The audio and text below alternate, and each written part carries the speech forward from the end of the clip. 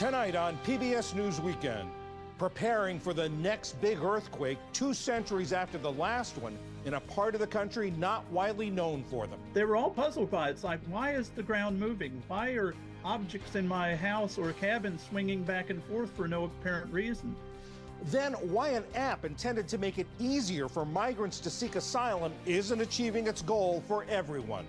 And how a new federal rule mandating nursing home staffing requirements is shaking up the industry.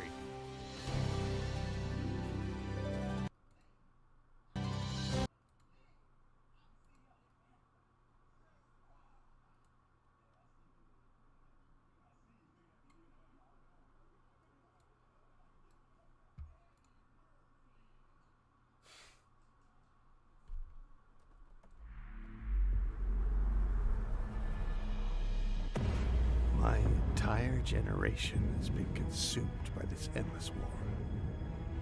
For more than 30 years, we've sacrificed and bled for a memory of peace we've never known. Few remain of those who fought before, and the burdens of command now fall on us. We were trained to survive in a hostile, changing galaxy, to evolve and adapt new tactics, and leverage the environment in our favor using the shifting phase lanes to cut off our enemies.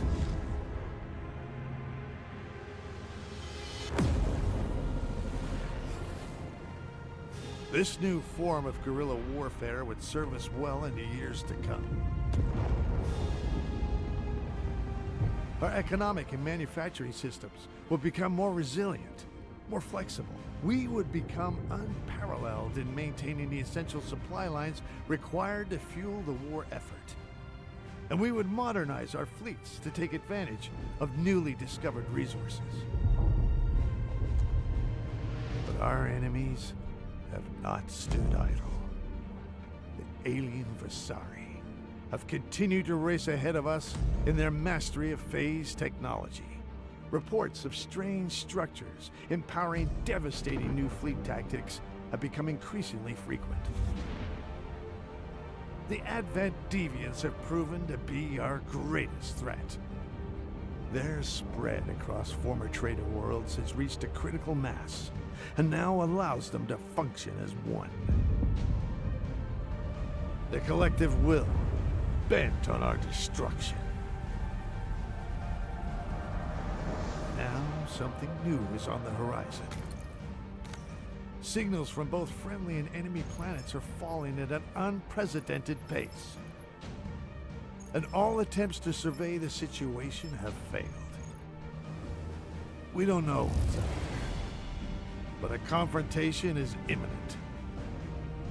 We'll be ready when it comes.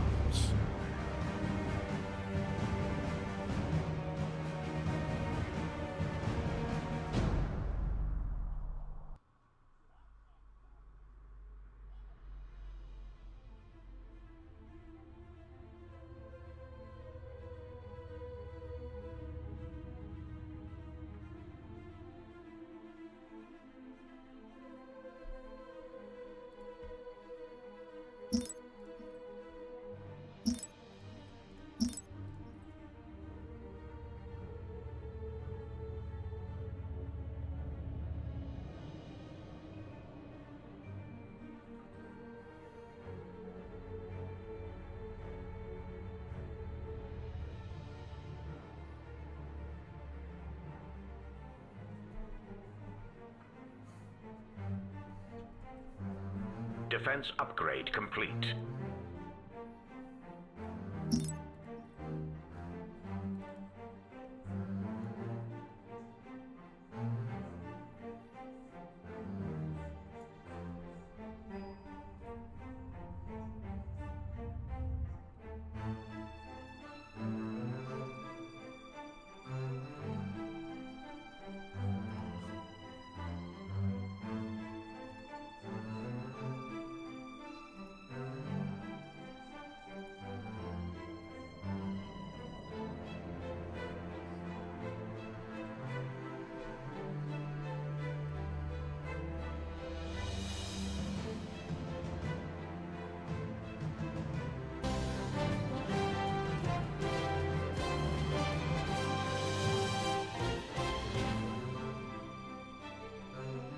Major funding for PBS News Weekend has been provided by Exotic resources have been located by our survey teams.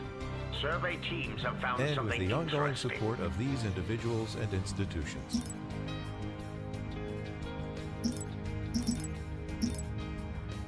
And friends of the News Hour.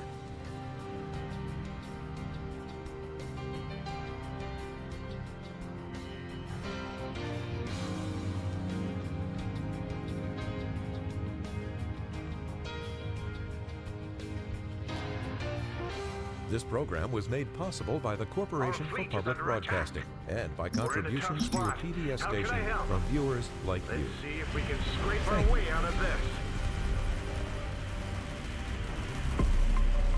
Good evening, I'm John. Late today, Israel signaled acceptance of key components of the U.S.-backed ceasefire proposal and said only Hamas stands in the way of stopping the fighting in Gaza and the return of Israeli hostages held there. Even as hope grows that an agreement could be finalized next week, Israel carried out airstrikes in Gaza and Lebanon. In southern Lebanon, at least 10 Syrian nationals were killed as Israel says it targeted a Hezbollah weapons depot. In Gaza, 18 members of the same family died in a strike on a house in a neighboring warehouse. And Gazans are now facing a new threat, polio. One case has been confirmed and more are suspected.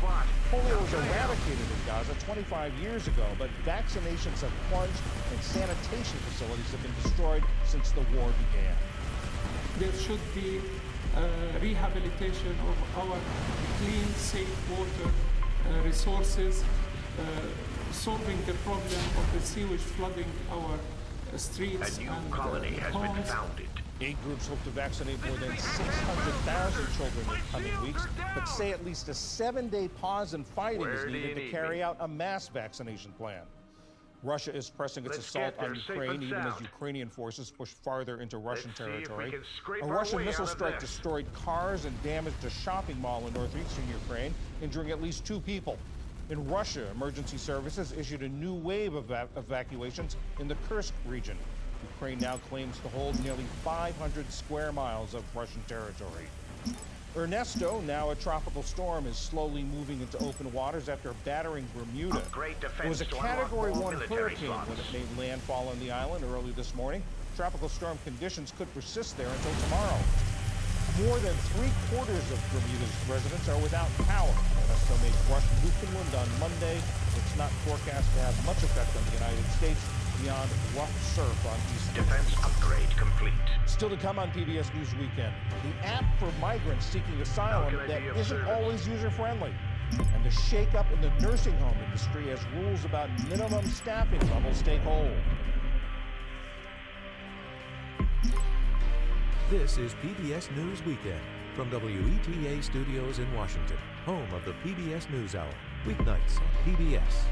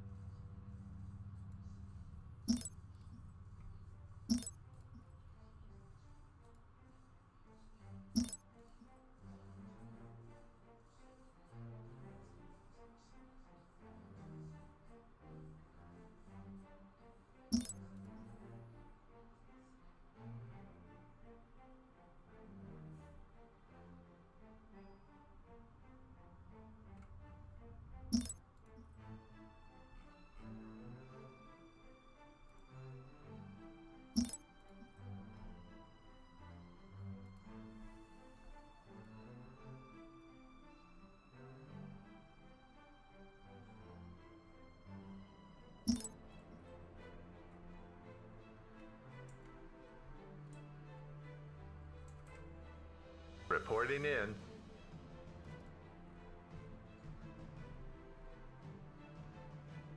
Finally! How can I be of service? Reporting in.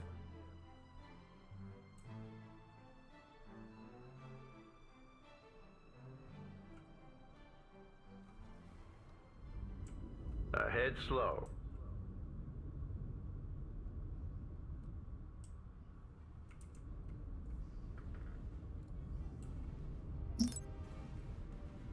Military research complete.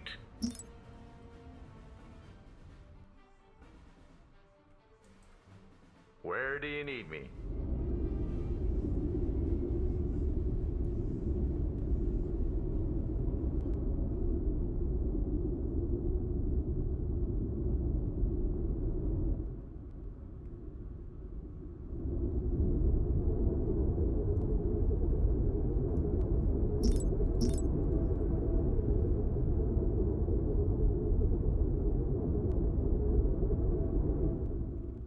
All hands, prepare for phase jump.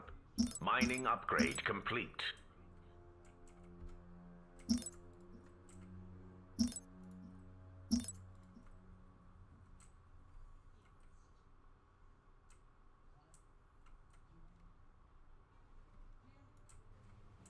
Military research complete.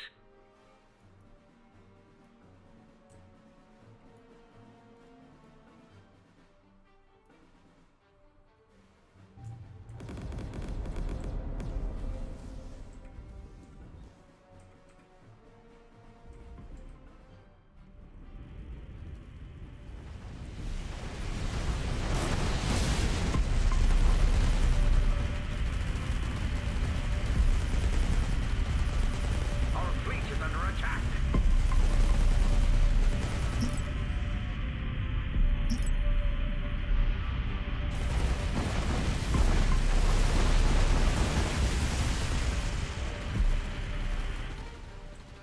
Reporting in.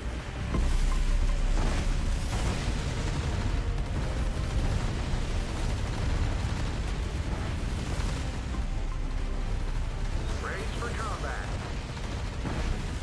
Secure the passengers.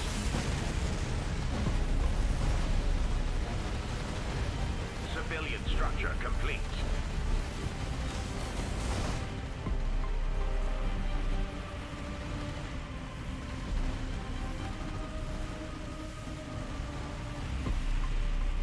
Military structure complete.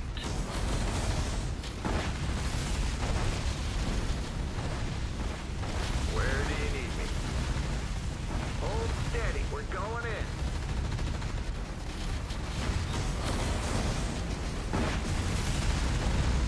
Brace for combat.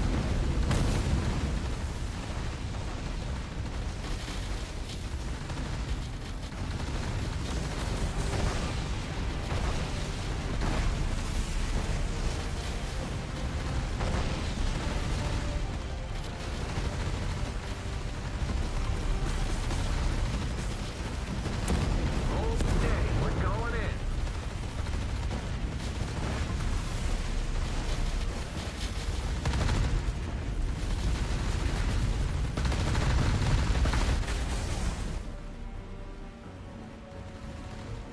Secure the passengers.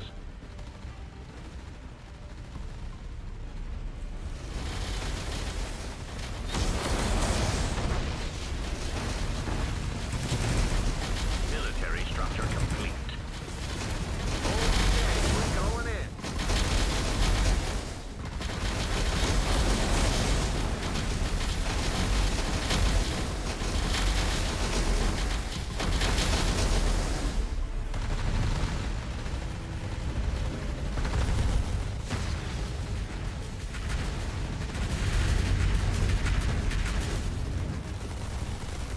A sound plan.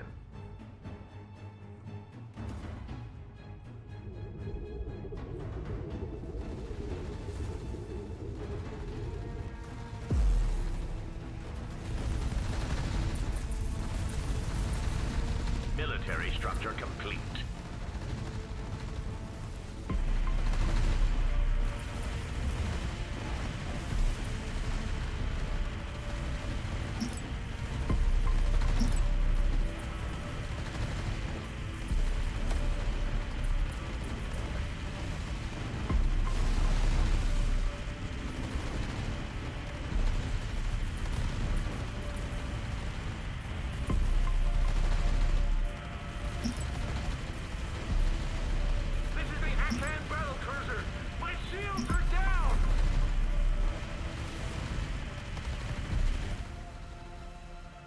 Reporting in. Ahead slow.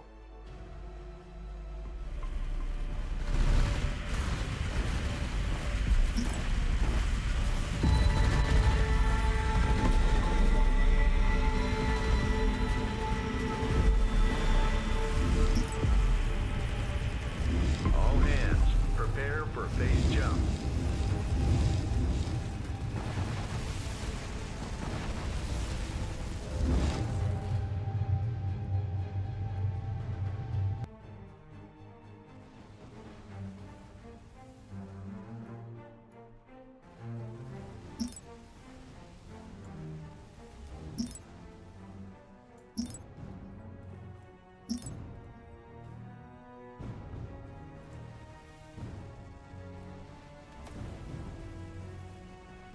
How can I be of service?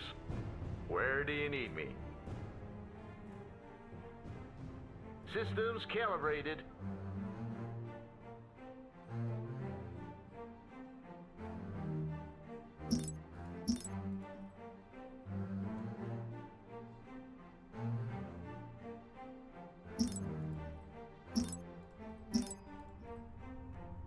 How can I be of service? Reporting in.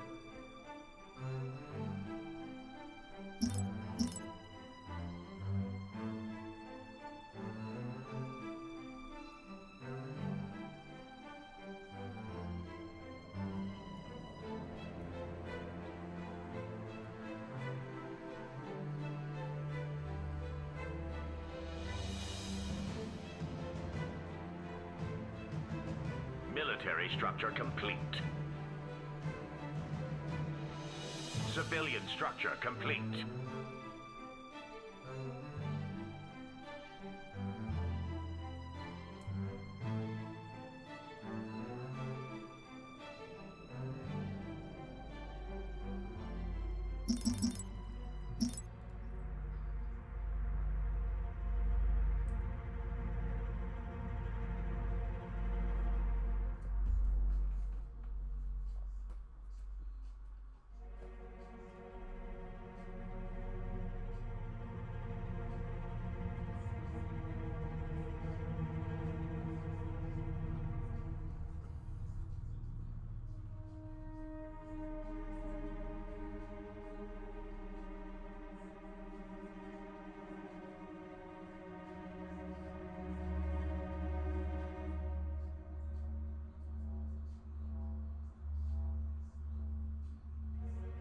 How can I help you, Commander?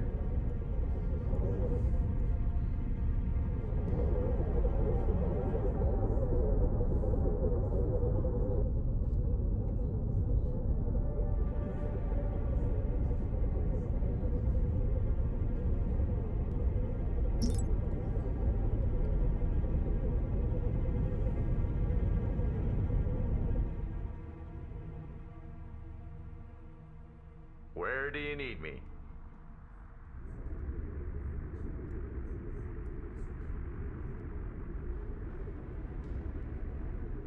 I need some excitement! Got a job for me?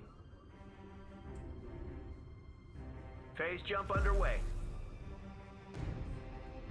Give the order. Where do you need me?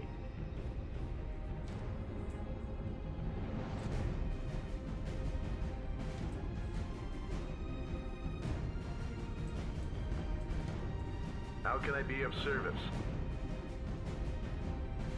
What do you want?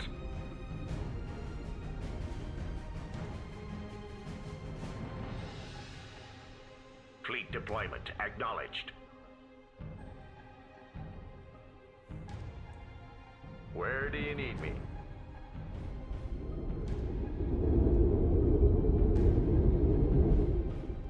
A sound plan.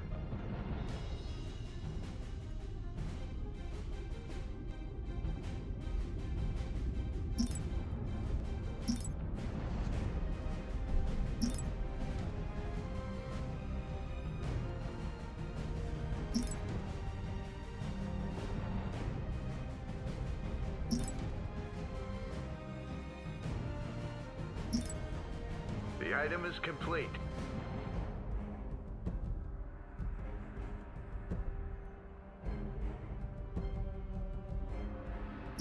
logistics to unlock more civilian slots.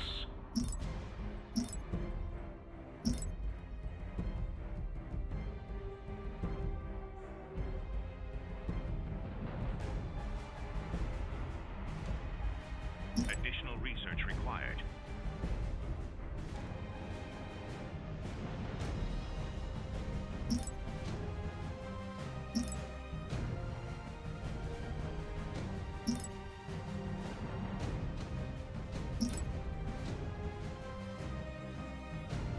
Military research tier complete.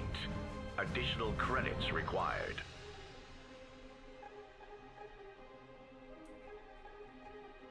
Reporting in. We're underway.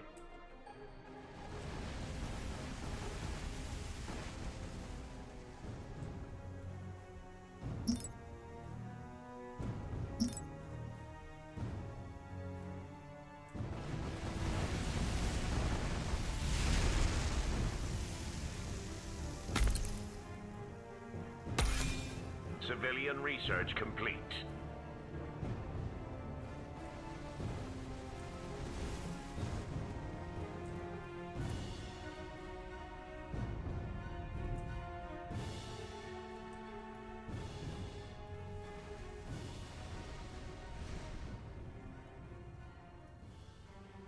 Logistics upgrade complete.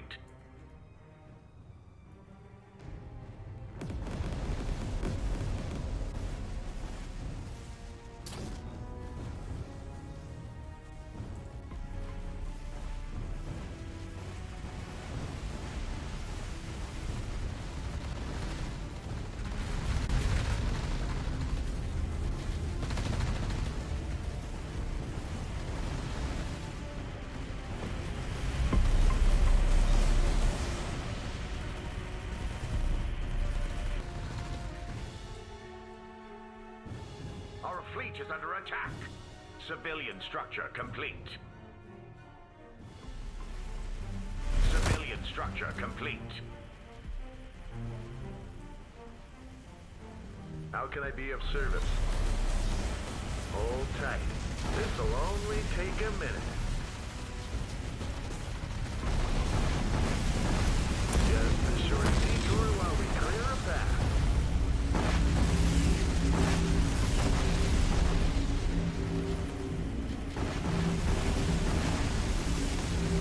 This should be a routine combat mission.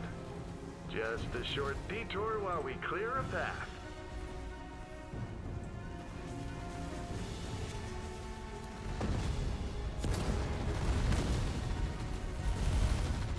This should be a routine combat mission.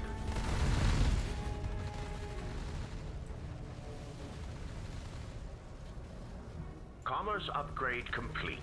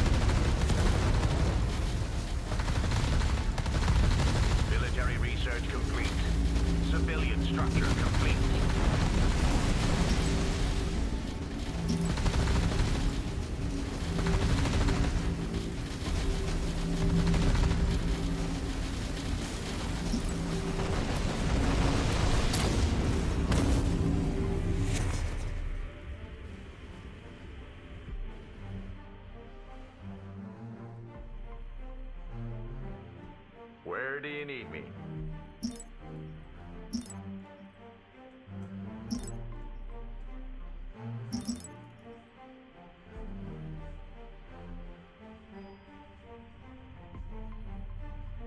Comm channel open.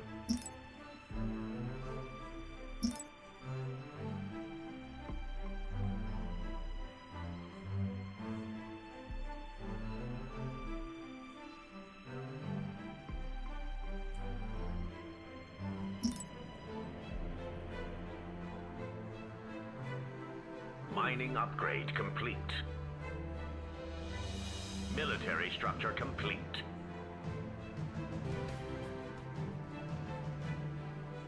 This week's 4.4 magnitude tremor in Los Angeles didn't do much damage, but it was along a fault that runs through a densely populated area. And scientists warn that that fault has the potential of producing a devastating 7.5 magnitude quake. It's again raised the question of earthquake preparedness in Southern California, but it's not just the West Coast that ought to be thinking about that. October 17th, 1989. A 6.9 magnitude quake in the San Francisco Bay Area collapses elevated highways and a section of the Bay Bridge. Candlestick Park is evacuated as the World Series is postponed. Broken gas mains fuel fires that destroy buildings. 63 people die. Damages total more than $6 billion. February 9th, 1971. A state of emergency in California following the earthquake which disrupted the entire state.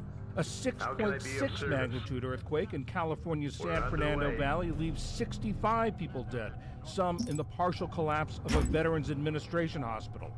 Damage is estimated at $500 million. Quakes many still vividly remember, but a less well-known seismic event reshaped an area in the middle of the country more than 2 centuries ago. For 2 months at the end of 1811 and the start of 1812, a series of quakes and smaller tremors shook the area around the tiny frontier town of New Madrid, Missouri. The initial shock is estimated to have been about magnitude 7.5. Witnesses said houses collapsed and the earth opened up. Some said the Mississippi River ran backwards for a short time. Trees snapped and geysers of water and sand shot up from deep underground. The effects were in the epicentral area catastrophic. You had landslides, you had liquefaction. Earthquake historian Kent Moran at the University of Memphis studies the event.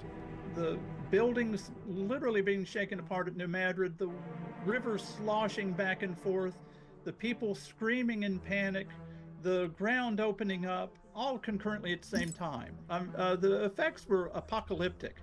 It was felt as far away as Louisville, Kentucky, and Cincinnati. It rang church bells in Charleston, South Carolina. They were all puzzled by it. It's like, why is the ground moving? Why are objects in my house or cabin swinging back and forth for no apparent reason? Why is the water sloshing back and forth in the stream or pond by my house? It's not supposed to be doing this. About 3.5 million acres of the Mississippi and Ohio River valleys were reshaped. Hills and lakes appeared on previously flat, dry terrain. 2 centuries later, the effects are still visible. Stretches of sand that the pressure of the shifting earth forced to the surface, a phenomenon known as sand blows. It depopulated it and depressed the population in that area for years afterwards. But now the area is home to millions of people in at least 5 states, including major cities like Memphis, Tennessee, Little Rock, Arkansas, and St. Louis. The U.S. Geological Survey estimates that in the next 50 years, there's a 25 to 40% chance of an earthquake of at least magnitude 6.0 in the area, and about a 7 to 10% probability of a repeat of the 1811-1812 earthquakes. Brian Houston is chair of the University of Missouri's Department of Public Health and director of the school's Disaster and Community Crisis Center. Mr. Houston, this was, of course, the frontier when this happened in the 1810s, but if there were a repeat, what would the results be now in that area? Yeah, I think that's one of the big issues that you bring up, is that the last time this happened almost 200 years ago, there weren't a lot of people in the area, and now there are many more millions of people that live in the area, a lot of transportation infrastructure, highways that cross the Mississippi River and other rivers. And so the impact of an event as strong as what was experienced in the early 1800s would really impact a lot of homes, a lot of businesses, a lot of transportation, and so would have a significant human toll and also economic impact in the area. And you talk about spans across the Mississippi, but the Mississippi has become now an important economic pipeline, bringing coal and agricultural products to the world. What would be the effect of having that disrupted? We know that some of the rivers were redirected as a result of these large earthquakes, and so you could imagine if something like that were to happen now, the shipping and the transportation that occurs up those rivers could be completely unpassable and not even doable. And of course, as I already mentioned, just getting over those rivers is a big conduit between the eastern half and the western half of the country. And so at least in that region, that could be dramatically reduced. So the estimates of the possibilities of this happen are relatively low, 25 to 40%. But in the Midwest, you do have, every year, you have flooding, you have severe weather, tornadoes. How do you prioritize taking care of preparing for things you know are going to come, because they come every year, versus preparing for something like this?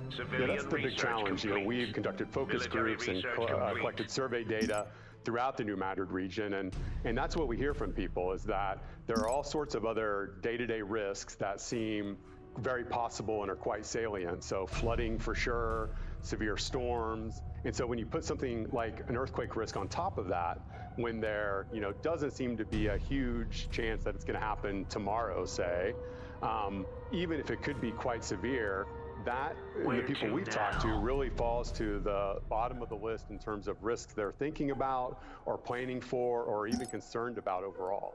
Well, those people who are thinking about that risk, what should they be doing? What should they be thinking about? Yeah, there's sort of a range of activities that individuals and families can take to prepare for an event like this.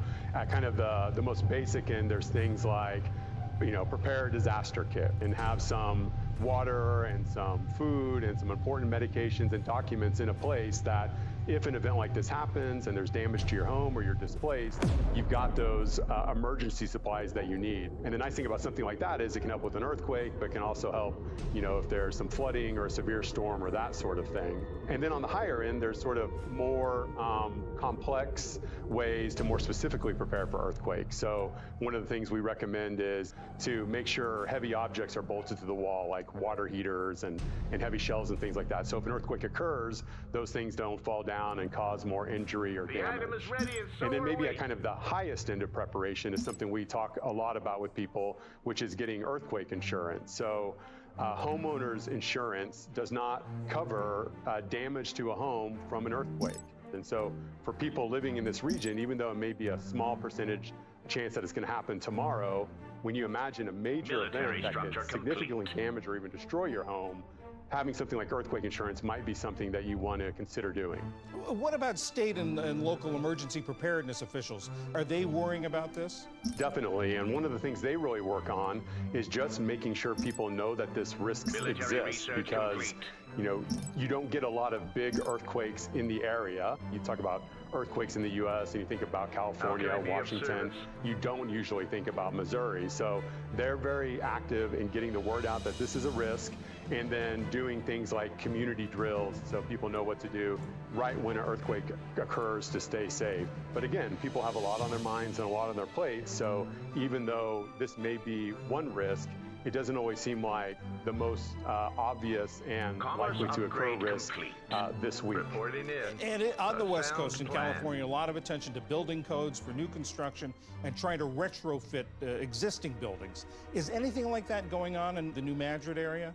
Not nearly as much as you see on the West Coast, for sure, because not as many people are aware of this risk. I don't think that there's quite as much emphasis and support on building codes. There are definitely some efforts in some areas, but you don't see a lot of statewide policy in places like Missouri or Tennessee in this area. So there's definitely a lot of opportunity for improvement in terms of helping prepare communities relative to building codes, but not a lot going on and not a lot has been done so far. Brian Houston of the University of Missouri, thank you very much. Thank you, John.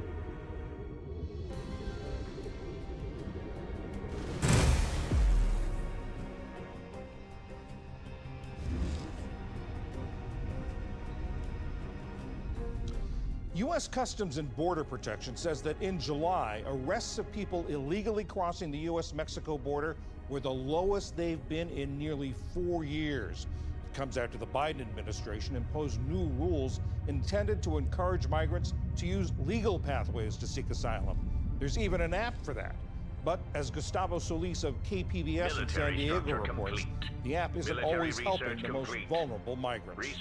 Migrants will be restricted from receiving asylum at our southern border unless they seek it after entering through an established lawful process. When President Joe Biden announced the new restrictions in June, he said asylum seekers should use existing legal pathways to enter the United States. Those who seek to come to the United States legally, for example, by making an appointment and coming to a port of entry, asylum will still be available to them. Make an appointment. Sounds easy, and it is, at least in theory. All you have to do is download the CBP One app on your smartphone, fill out the application, and schedule an appointment. But in practice? The app is famously glitchy. In preparing for this interview, I tried to use the app. I downloaded the app and I tried to make an appointment, and it glitched out. That is Jeremy Young. He's an attorney with Al Otro Lado, a nonprofit law firm that represents migrants with asylum claims. And Young says that CBP One has bigger problems than just being glitchy. Not everyone has a smartphone. Migrants without smartphones cannot get appointments. Also, the app only comes in 3 languages, so good luck if you do not speak English, Spanish, or Haitian Creole. And using the app is practically impossible for migrants with certain disabilities. For example, people who are blind. What the app does effectively is it precludes these people from the asylum process. The app's biggest problem might be that demand heavily outweighs supply. There are only 1,450 CBP One appointments available every day, but tens of thousands of migrants trying to get one. What you're doing is you're funneling everyone into one line, and the line is already longer than any line you've ever seen in your life. President Biden's executive actions do not increase the number of CBP One appointments. Already, the average wait time in Tijuana is 7 months, and local officials worry that shelters will overflow with people waiting for appointments. Llevo ya casi 6 meses. Jasmine, an asylum seeker from Mexico, says that the long wait times are taking a toll on everyone's mental health. Aquí en los albergues, there's a lot of anxiety and depression here in the shelters, especially among the women and children. She says that a lot of the women and children in the shelter are depressed and anxious. Some of the women are experiencing hair loss. Military research complete. Yes, it's frustrating. Several mothers here are going bald, the ones who've waited here 5 or 6 months. Maria, a woman traveling with her 2 teenage sons, started to cry when asked her how long she had been waiting. No. Es mucho tiempo esperar. It's been such a long time to wait. Where do you need me? We're fleeing because of organized crime back home. Maria says she decided to flee her home in the Mexican state of Michoacán after a local drug cartel burned her business to the ground and tried to recruit her sons. She doesn't feel safe in Tijuana. Maria has tried to request asylum in person at the legal border crossings, but every time, Border Patrol agents just keep turning her back, telling her to use the CBP One app. Pues nos dicen que tenemos que pasar. They say that we have to cross legally. But what do we do if there are no legal options available? Maria says she wants to follow the legal process, but she's starting to lose hope. And she's not alone. Officials in Tijuana say CBP One's long wait times actually contribute to illegal crossings. Enrique Lucero is head of Tijuana's Migrant Affairs Department.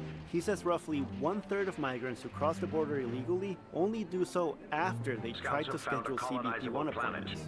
Y ellos llegan con mucho estrés postraumático, con psicosis. They come in with a lot of post-traumatic stress. They want to come across as quickly as possible because they believe that whatever they're fleeing will follow them to Tijuana.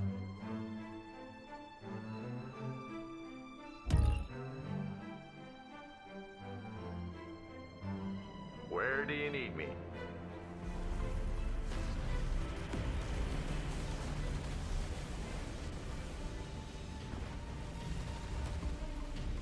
Exotic resources have been located by our survey teams.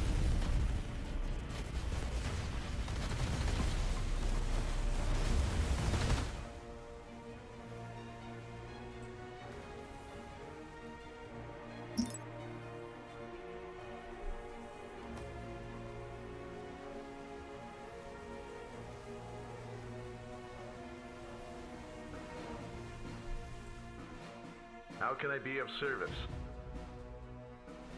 We're underway.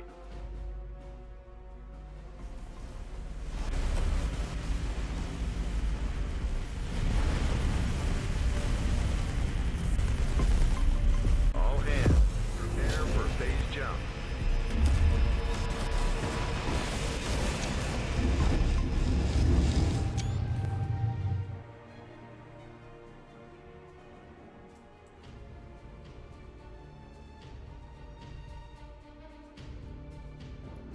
Reporting in. Comlink online.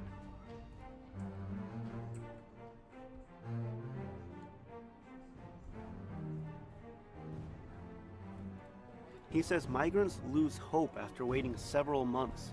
Lucero believes that forcing more migrants Scouts to have use found the a app colonizable without planet. increasing the number of appointments could intensify the crisis that Biden says he's trying to solve. If you're going to impose these new rules, then you should increase the number of CBP1 appointments, right? In June, several immigrant advocacy groups filed a lawsuit to block the new rules. For PBS News Weekend, I'm Gustavo Solis in Tijuana. Ahead slow.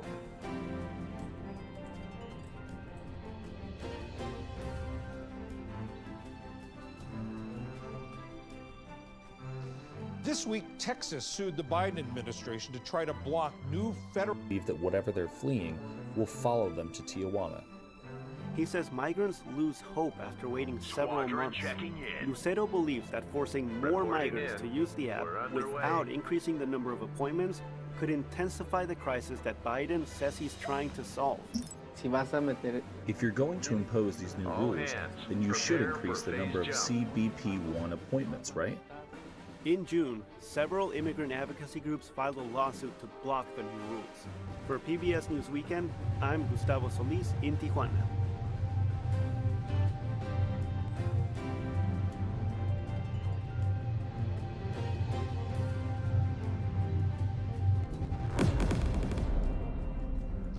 This week, Texas sued the Biden administration to try to block new federal minimum staffing requirements for nursing homes. The new rules could eventually require facilities that get money from Medicare to hire tens of thousands of nurses and aides. Ali Rogan looks into this controversial mandate. The nursing home rule, announced in April, phases in staffing requirements, including that a registered nurse be on site 24 hours a day and that each resident get a minimum number of hours of direct care each day. But like many industries around the country, these facilities are grappling with staffing shortages. We spoke to one nursing home worker who's been on the front lines of care for 34 years. Not everybody's teeth get brushed every day. People's nails aren't cut like they used to. Beds aren't being made. Military research complete. Staff has to take shortcuts to get things done because there's less of them to provide all the care that the residents need. The system is so broken and so short-handed and so difficult to manage with the different combinations of patients that you're not able to provide the care for the people that really need it at the moments they really need it. The new rule faces pushback from the nursing home industry for being unrealistic and from patient advocates who say it doesn't go far enough. Jordan Rao is a senior correspondent at KFF News and has covered nursing homes for more than a decade. Jordan, thank you so much for being here. Why did the Biden administration want to put this rule in place? Well, the pandemic really exposed the degree to which nursing homes were in dire straits. 200,000 people died just from COVID alone. And that put a lot of pressure on them. And so there's been pressure for years, really decades, to improve the core issues there, which are some of those we mentioned just before, but also people falling a lot because of low staffing, bed sores are problems, people not getting medication, people not getting food on time and such. And they saw this as an opportunity to really push hard.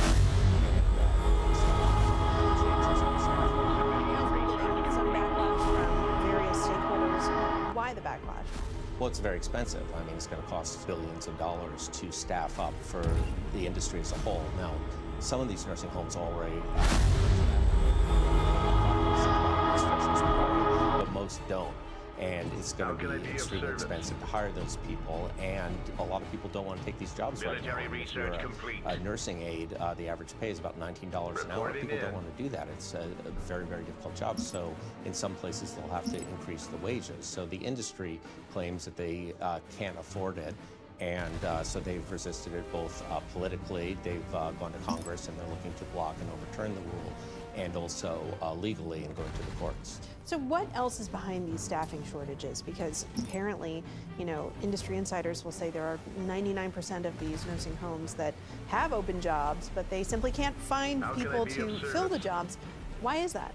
A lot of it is the money, but a lot of it is people also got burned out doing these jobs during the pandemic. I mean, it was brutal work, and you know, watching your patients die was really, really difficult. The fact that these places are understaffed becomes a really bad cycle, because you, if you are in a nursing home that doesn't have enough staff, your job is so much harder.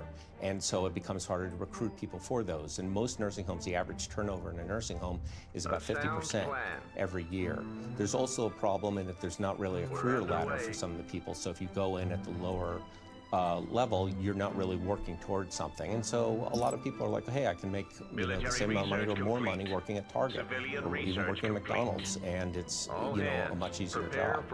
The labor unions that represent a lot of these nurses do support this role, and we heard from April Verrett of the Service Employees International Union, SEIU, who said caregivers have been demanding safer staffing for years and finally feel heard now. So what are nursing home workers who are currently in the industry telling you? Well, I mean, they've, for a long time felt undervalued, underpaid, also really resentful, because while there are a lot of nursing homes that are really in dire straits financially and closing up, there are also owners and corporations that have been making a lot of money off of the nursing homes. There have been, ones that are buying it up, and they just feel like there's a lot of money out there that should be spent on the quality of staffing. And that has sort of been one of the major issues that isn't being addressed in this rule, which is, how much money do these nursing homes, or some of them, need to staff up at this level. And there's no money attached to the rule. It's just you've got to hit this level, or else you're in trouble. Are these nursing homes equipped to?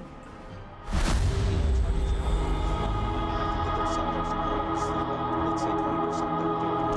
There's going to be about 20% that are going to be able to waive from it, because they're going to be able to demonstrate that there's qualified workers in that area. And then the other ones, it really depends. It really comes down to what the administration does in terms of penalties, because if you are going to just cite them with a small financial penalty, for instance, it's still in a nursing home's financial, just forget the patients, right, for a second, and just look at the books. It's still cheaper to pay the penalty than it is to staff up. And so that's the problem that the administration has when they decide exactly how they're going to penalize or enforce this, because on the flip side, if they penalize them too much, you can drive a struggling nursing home out of business. What do analysts say about whether this is a Band-Aid on a bigger issue, or is this really getting to the heart of an industry that has been problematic for decades? It's both. It's a floor, right? This is a minimum staffing. So no one is saying, like, if all your nursing homes are staffed for this level, the care is going to be fantastic. So it's considered a good first step to bring up some of the worst nursing homes in the country to levels that are acceptable.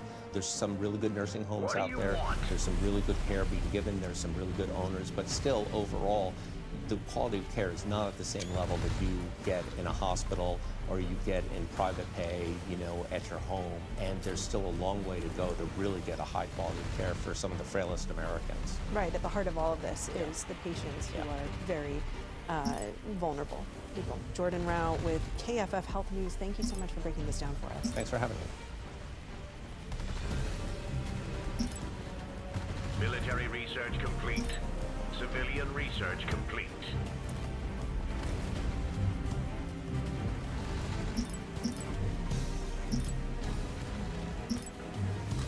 And that is PBS News Weekend for this Saturday. I'm John Yang. For all of my colleagues, thanks for joining us. See you tomorrow. Major funding for PBS News Weekend has been provided by Consumer Cellular. This is Sam. How may I help you? This is a pocket dial. Well, somebody's pocket. Thought I'd let you know that with Consumer Cellular, You get nationwide coverage with no contract. That's kind of our thing. have a nice day.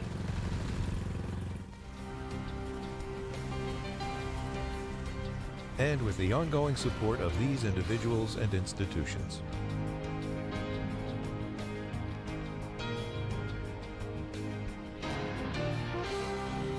This program was made possible by the Corporation for Public Broadcasting and by contributions to your PBS station from viewers like you.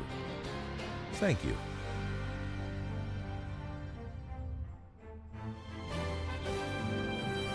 Military research complete.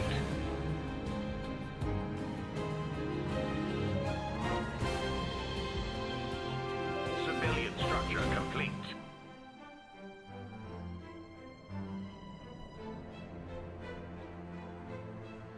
Place your bids, you scallywags. Civilian structure complete. Civilian research complete.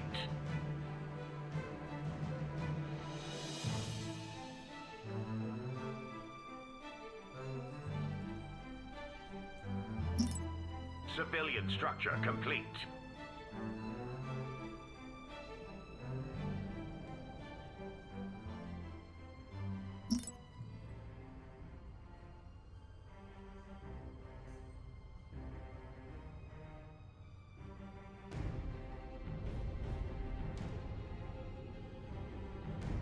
Where do you need me?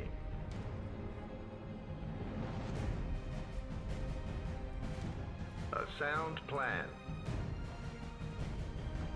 We're underway.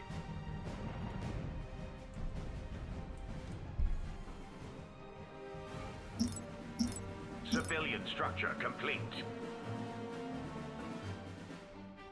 All hands, prepare for phase jump. Next time, place a bid. Military research complete. Civilian research complete.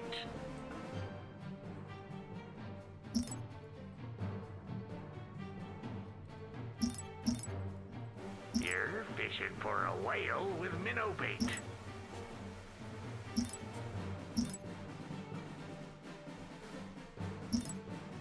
You're fishing for a whale with minnow bait. How can I be of service?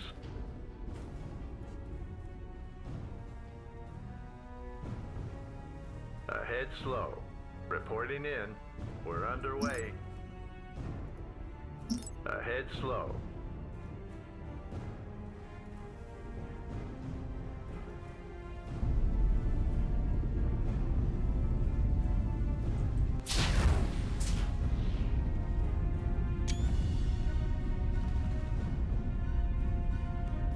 A new colony has been founded.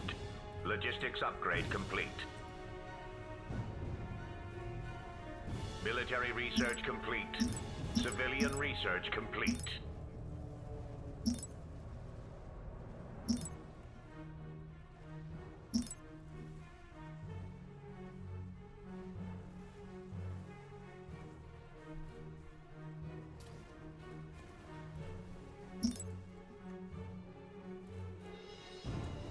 Our planet is under siege.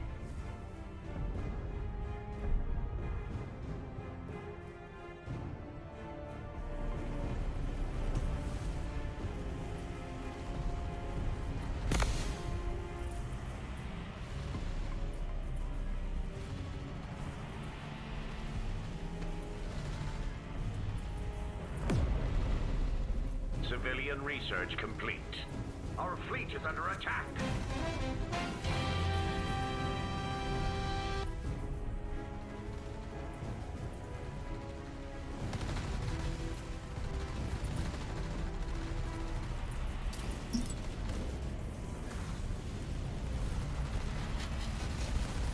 Mining upgrade complete.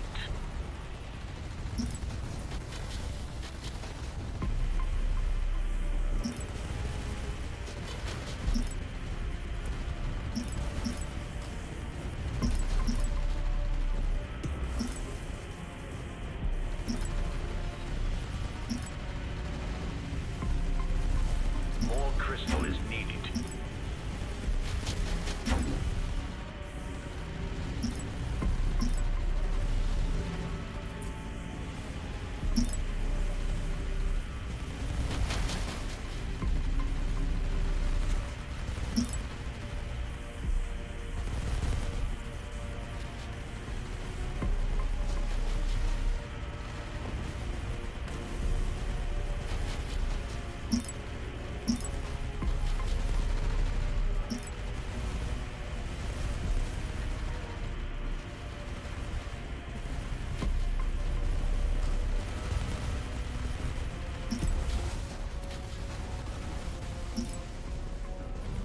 Civilian research complete.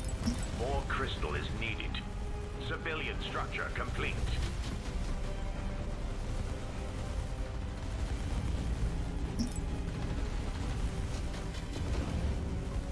Military structure complete.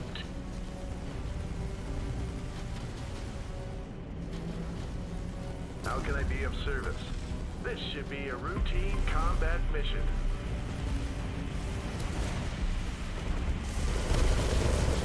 Military structure complete.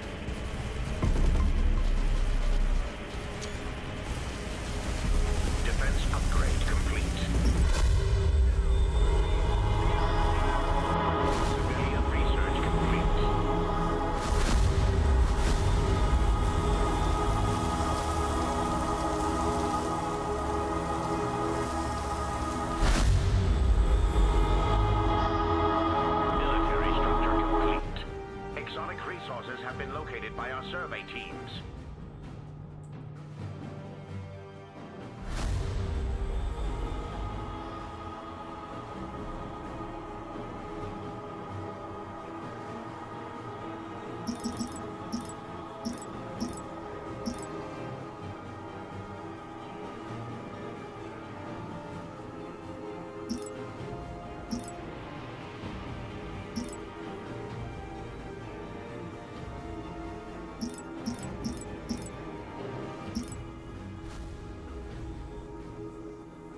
Civilian research complete.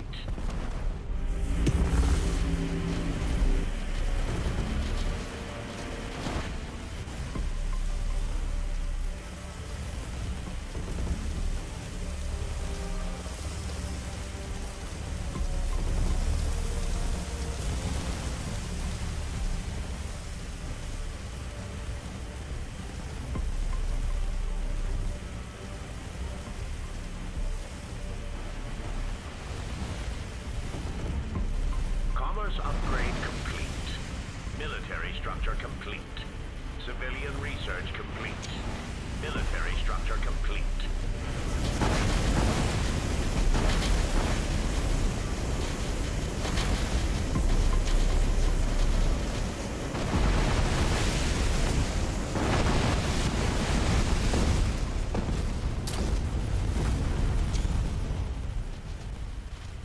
Planet item complete.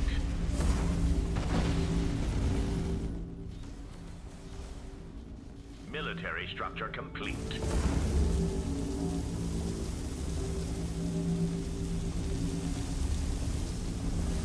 Civilian structure complete. How can I be of service?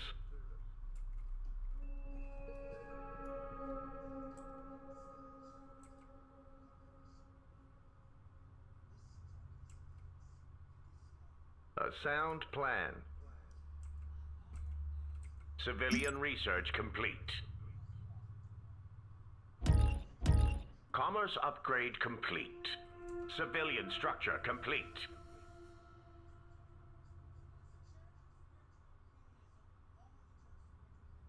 I've got your back. Place your bids, you scallywags.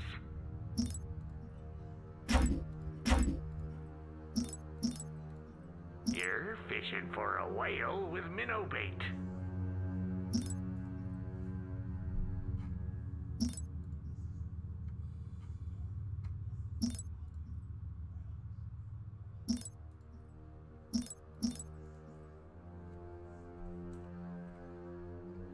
How can I be of service?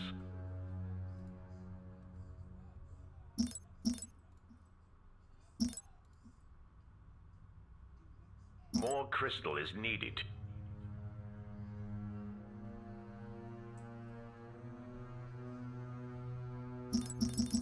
Civilian research complete. You were outbid, you scurvy dog. Civilian structure complete. Civilian research tier complete. Civilian research complete. Military research tier complete. Exotic resources have been located by our survey teams. Our fleet is under attack.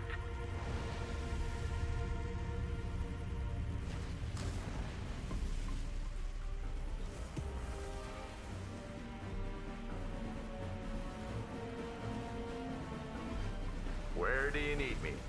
A sound plan. How can I be of service? We're underway.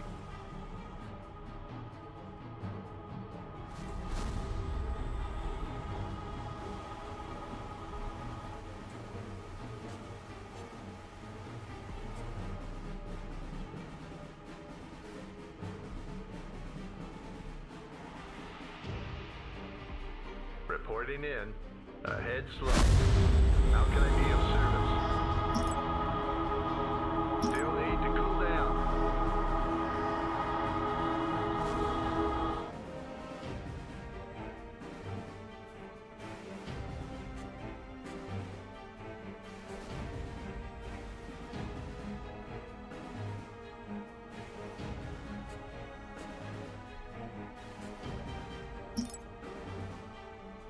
You won us over with your fancy words and your coin. You made a fine purchase, and no refunds.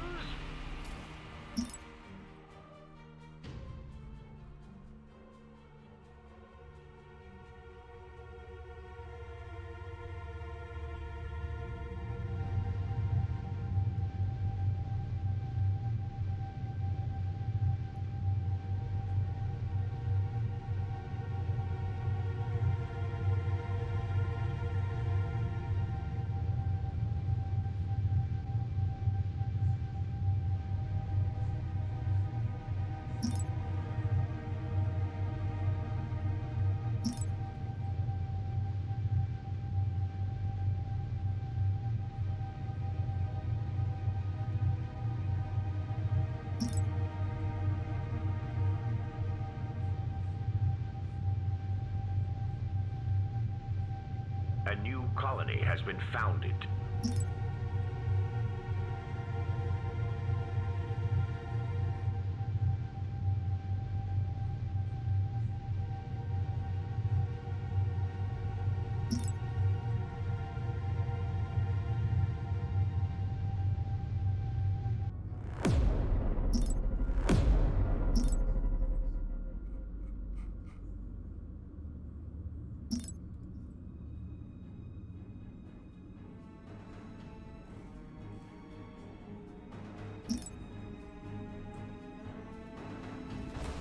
Where do you need me?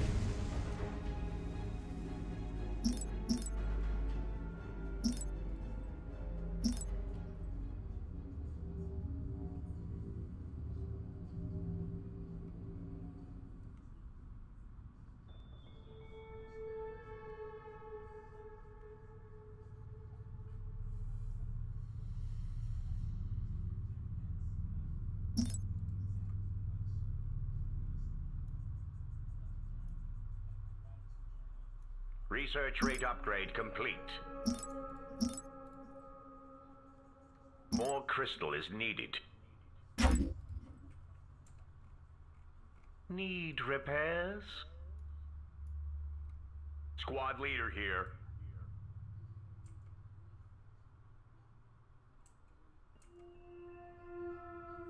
We're underway.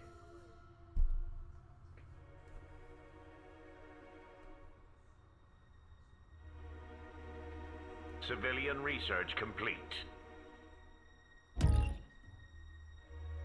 Reading you loud and clear.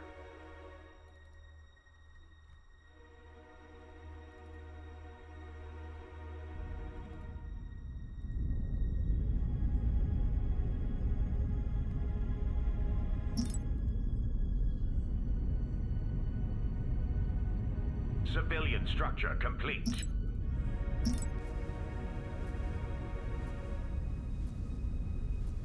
How can I be of service?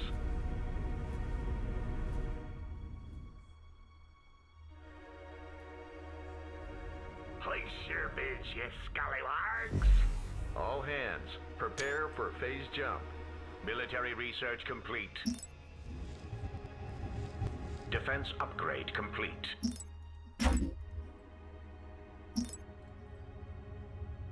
You've made a fine purchase. No refunds.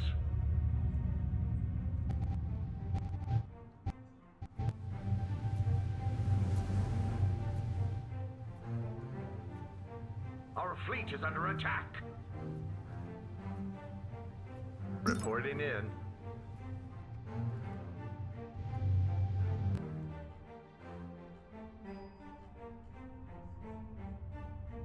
How can I be of service? Civilian research complete.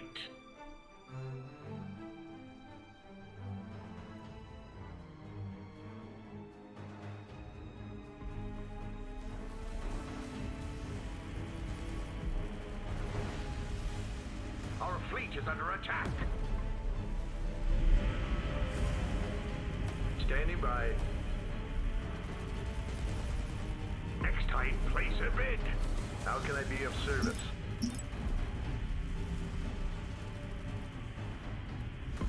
Military structure complete.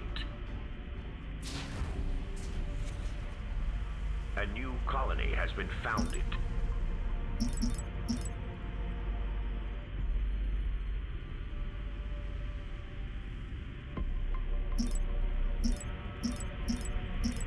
More crystal is needed.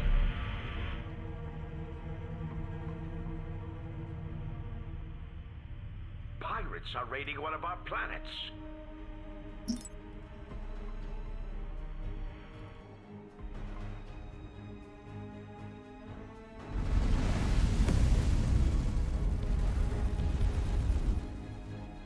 Reporting in. Hold tight. This'll only take a minute. Our planet is under siege.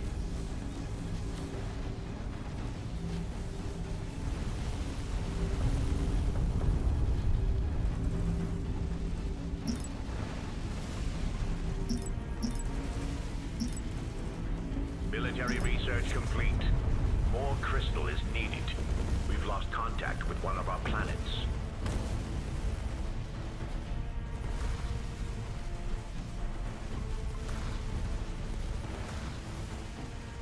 Civilian research complete.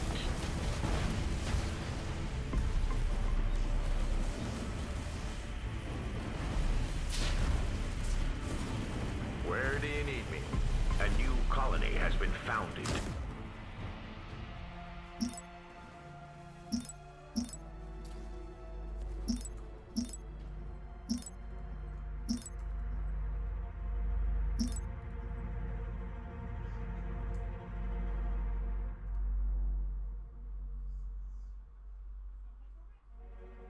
Reporting in.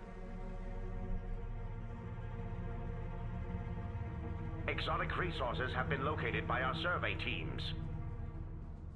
Mining upgrade complete.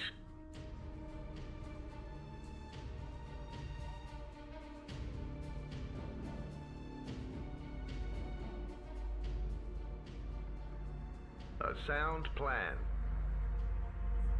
Ahead slow.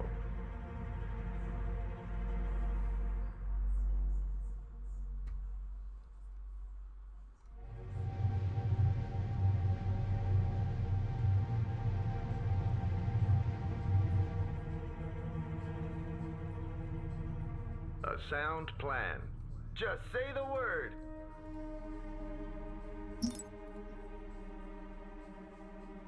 Civilian research complete.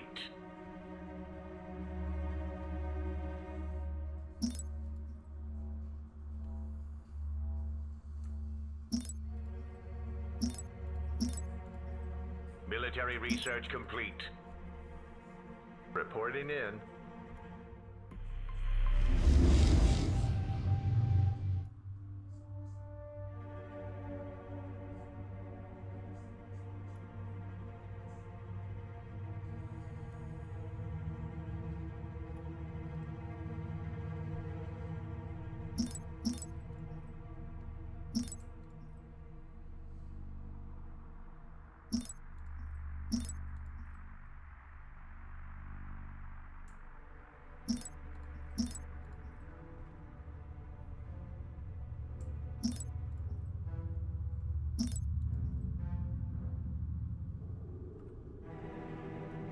Military structure complete.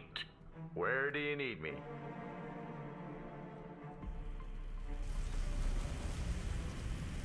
Ahead slow. Exotic resources have been located by our survey teams.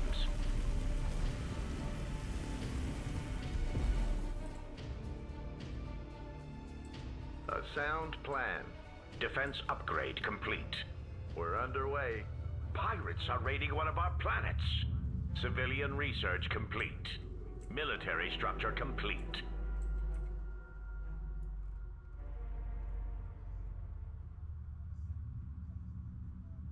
Ahead slow.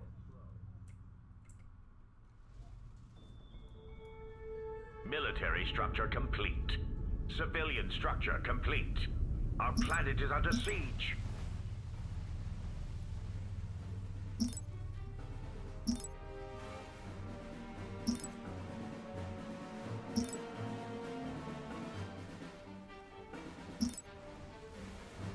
Military structure complete.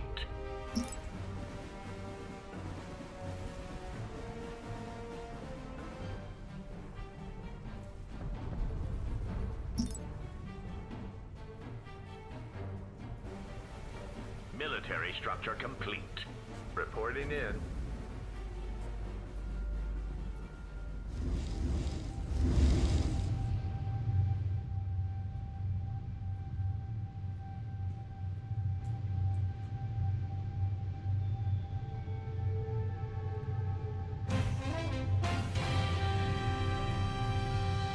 Tonight on PBS.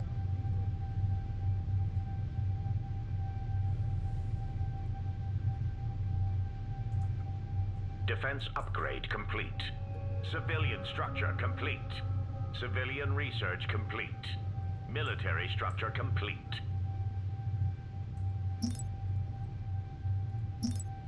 We've lost contact with one of our planets.